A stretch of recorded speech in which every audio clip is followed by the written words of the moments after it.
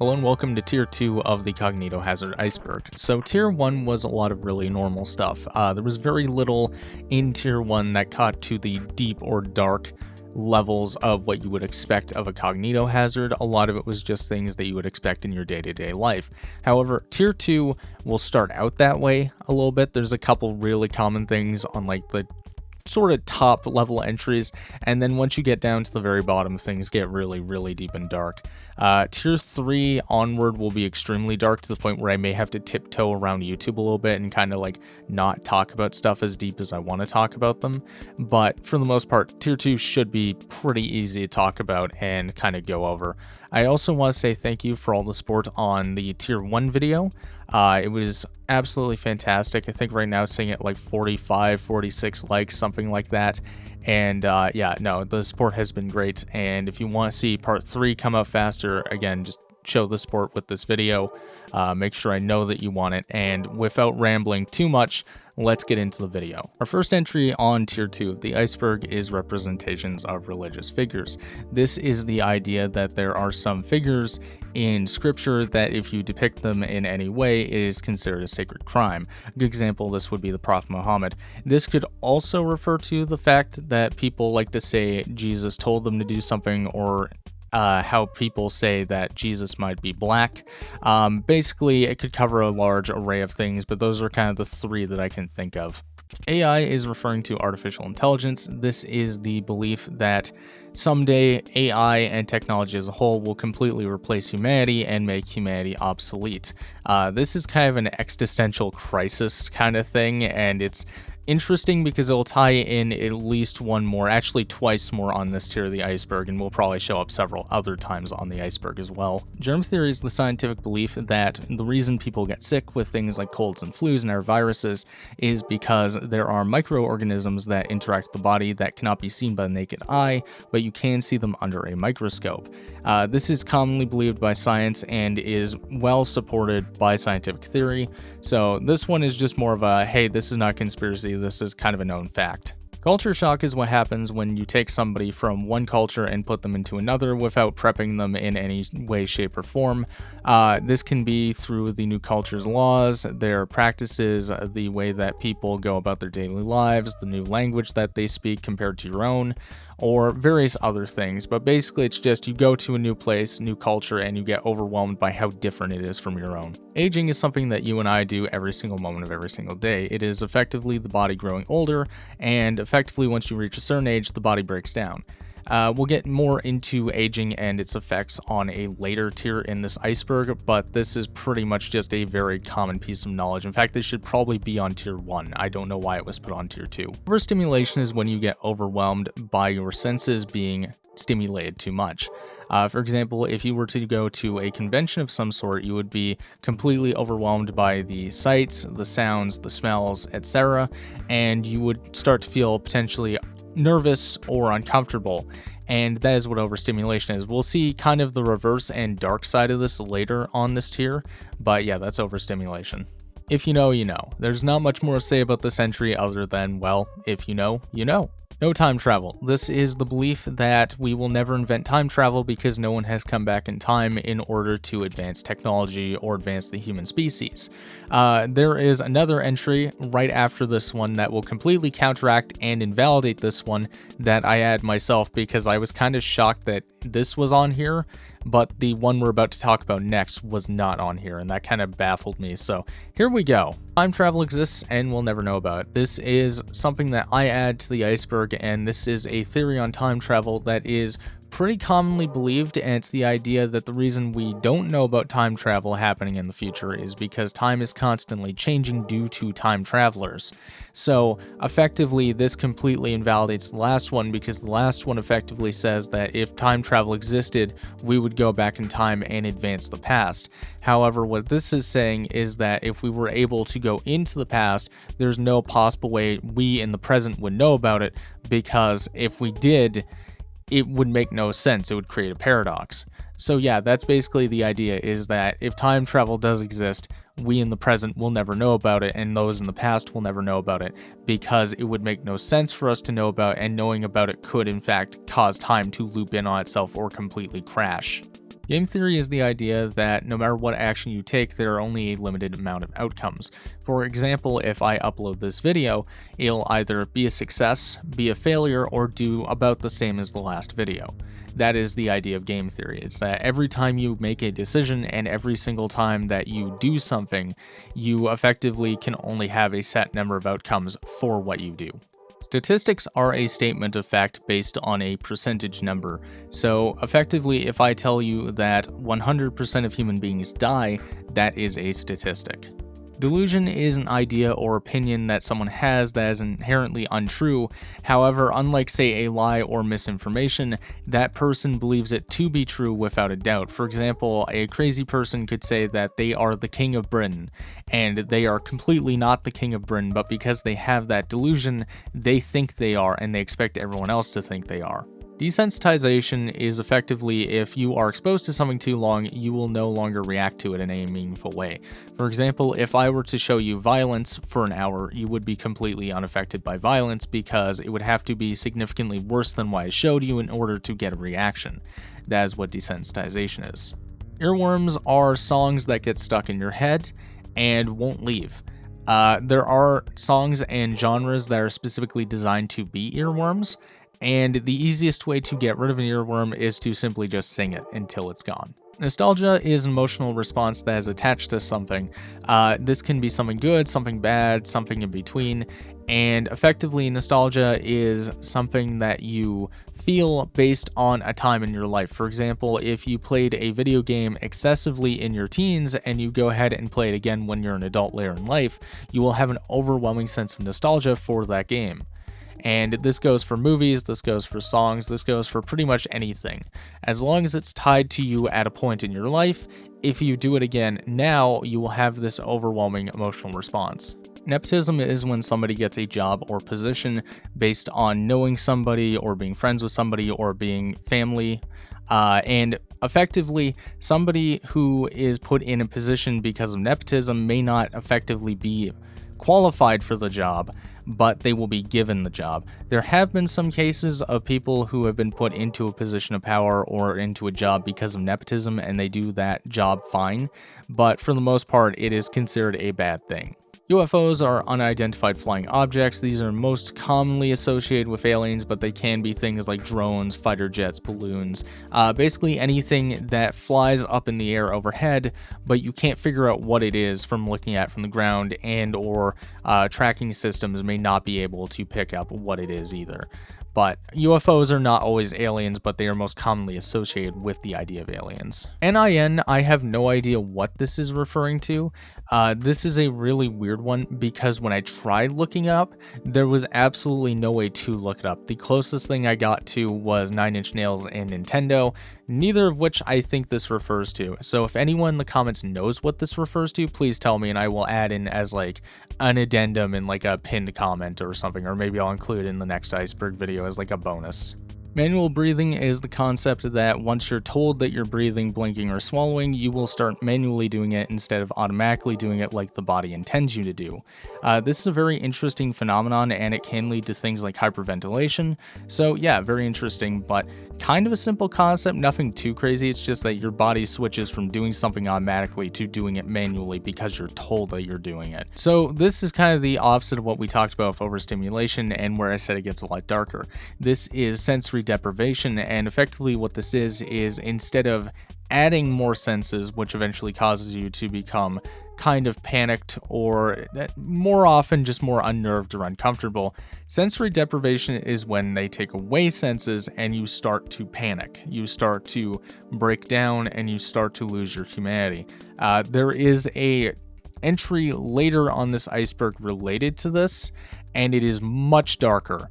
But effectively, if somebody is put into a sensory deprivation room for too long, they will start to go insane. because the human body is not meant to lack its senses at all times. In fact, you're not even meant to lack your senses for a few moments. You are meant to use your senses when you're needed to. For example, when you're watching this video, you're using your sense of sight and hearing. If I suddenly took away both those things from you, you would start to panic because you naturally have those things and need those things. Nihilism is a philosophical idea that nothing matters and that nothing is important. Effectively, your birth, your death, and everything in between is pointless, and there is nothing after life. Nihilism is a very, very depressing idea, and I would like to move away from it now. Singularity is effectively referring to a few different things. It can refer to the idea that humanity will eventually create a point of no return, in which case the human race will kind of delete itself. We will cause a third extinction event, which we'll get kind of into again later in the iceberg. But the idea is that something like AI or something like nuclear weapons will create a point in humanity where we will not be able to come back from. The other uses of singularity refer to the idea that technology will hit a point of singularity where something will kind of alter, whether it be from a virus or some sort of update, and will not be able to go back to a point beforehand. And then there's also disease singularities where a virus will evolve to the point where scientists cannot figure out how to cure it. Stuff like the common cold is considered a singularity because even though the common cold is, as it says, common, it is not something we can cure. So that's pretty much all the ways that singularity is kind of used. I think there's one other, but I think it kind of connects to one of the other ones that I said, so it doesn't really matter. Enlightenment is when you reach a state of being that is ascended far beyond humanity. The idea behind enlightenment is that a person who has become enlightened knows all of the secrets of the world and the universe and is fully in touch with themselves and everything around them. Resource waste is when you throw away something that you could have used, like, say, a battery that wasn't fully finished, or if you toss away food, and it's generally considered bad to do this because once that resource is gone, you can't get it back. A manifesto is kind of like a thesis that is put out by a person or party that effectively wants a mass group of people to do something.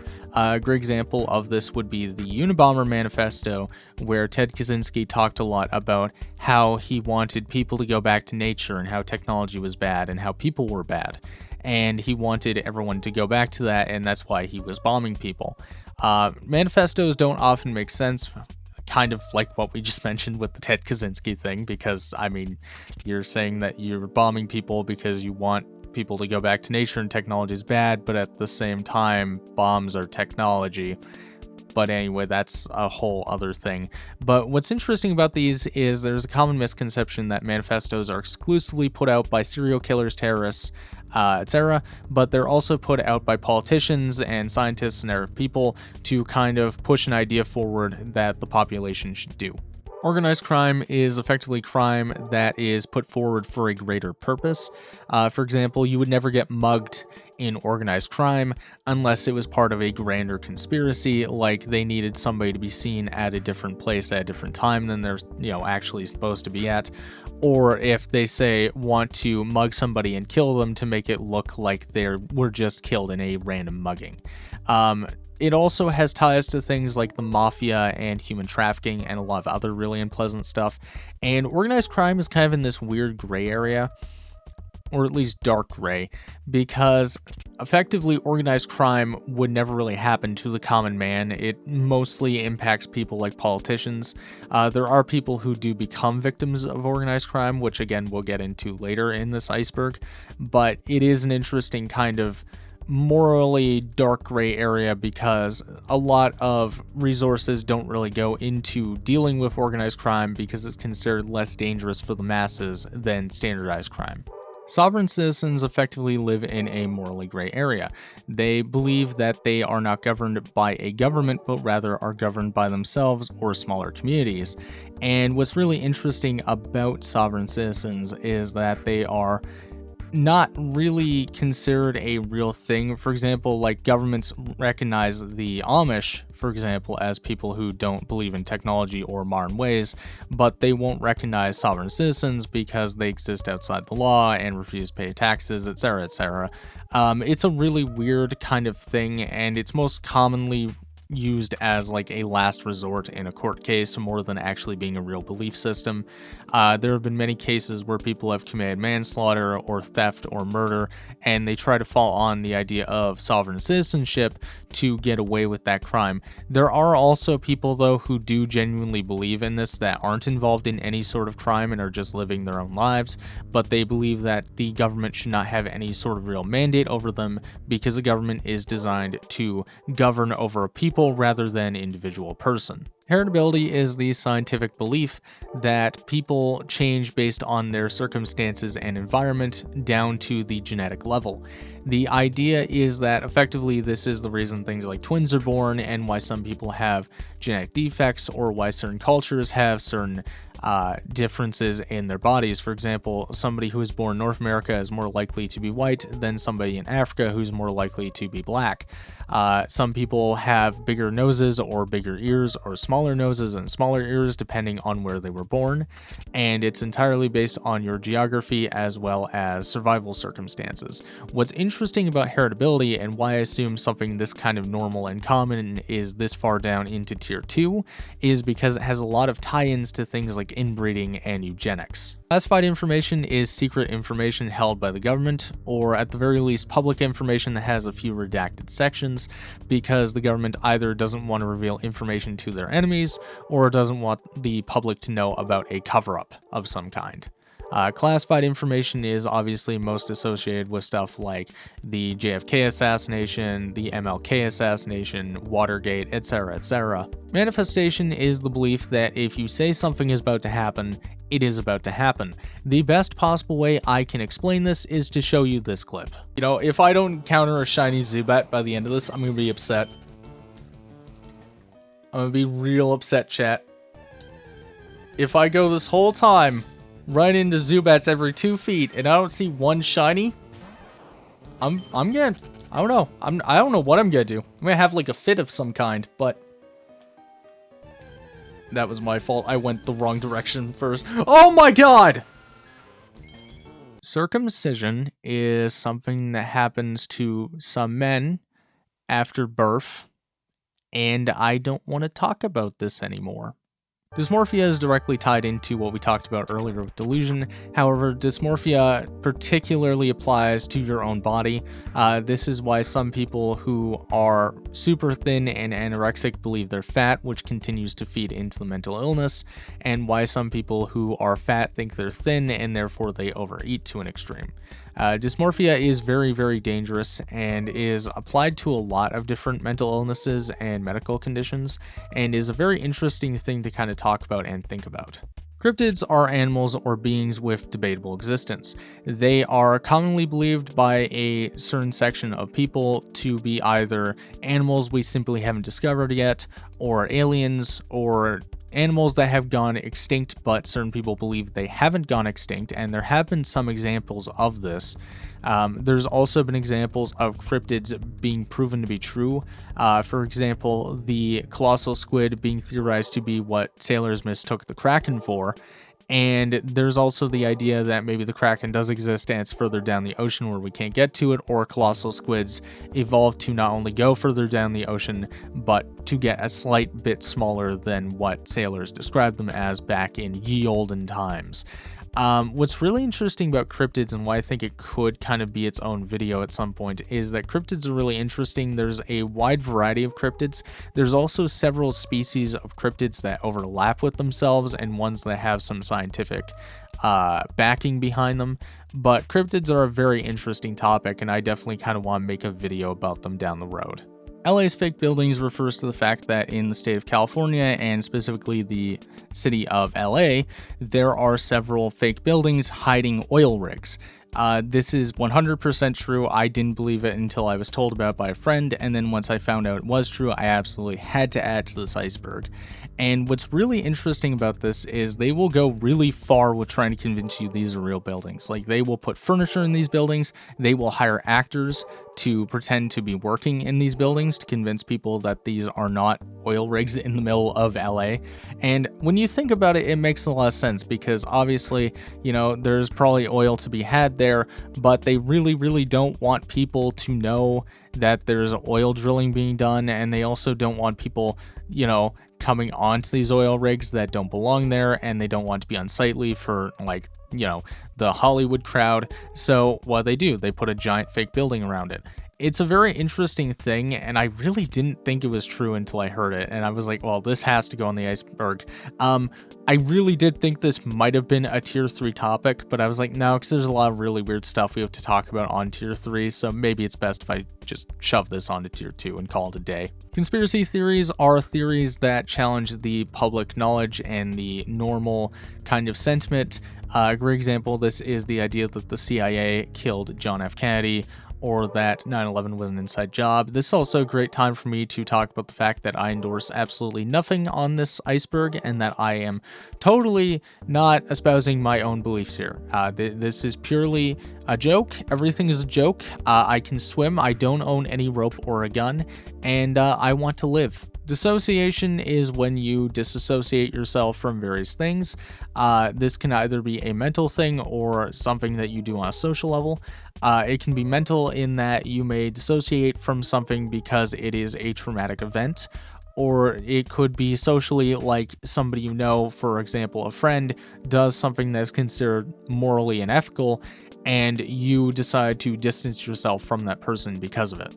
Ethics are the moral standard at which people are judged on. For example, if you show up somewhere on time, or you keep your promises, or you have good hygiene, you are considered to be somebody with good ethics. If you are the opposite of those things, you are considered to have bad ethics. Bohemian Grove is a secret retreat that is located in the United States and is frequented by some of the most rich and powerful people, both left and right wing, on the planet. It is at the center of a lot of conspiracy theories because by being frequented by both left and right-wing politicians, business people, and celebrities, it's often theorized this is a place where a lot of elections are sort of dictated, whether who wins, who loses. It's entirely up to Bohemian Grove. It was also a conspiracy theory up until, I believe, the mid-2010s, when it was actually discovered by Alex Jones, and since then has become public knowledge.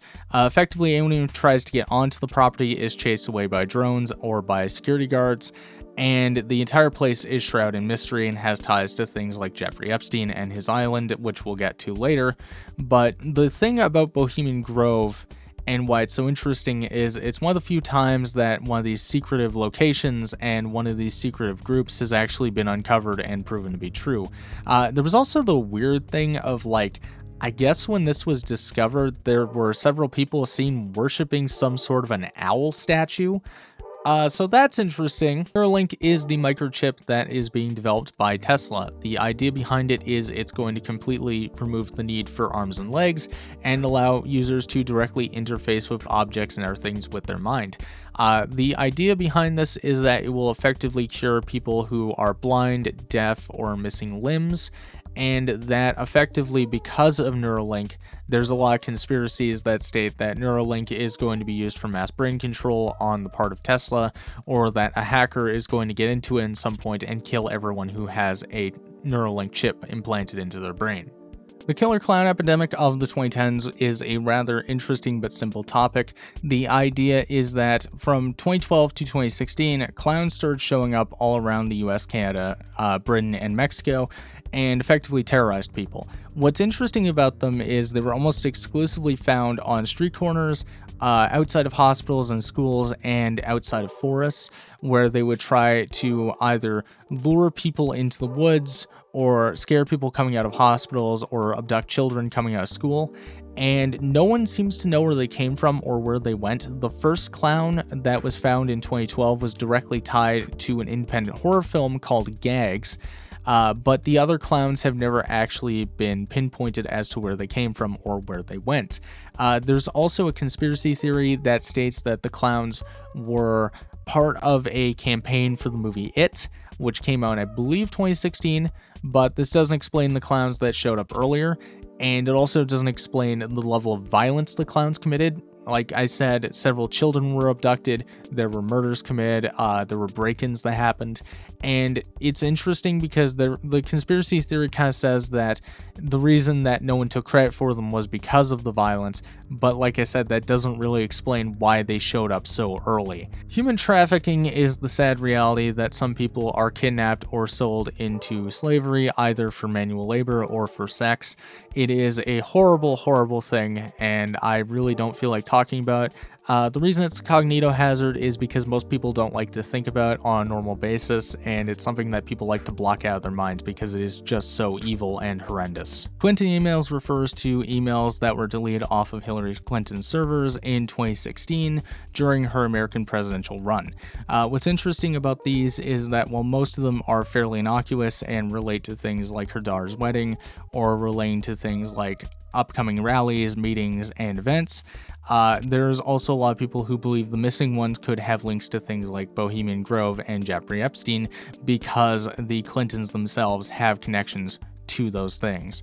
It's an interesting thing and something that is being actively investigated to this day by the American government, and only time will tell if they're found and if they contain anything important. Political body doubles are people who look like politicians or their families, and they're often used when politicians and their families don't want to go somewhere because it may be dangerous for them to do so, or they simply just don't want to go somewhere in general because it could be unpleasant or they may have other plans.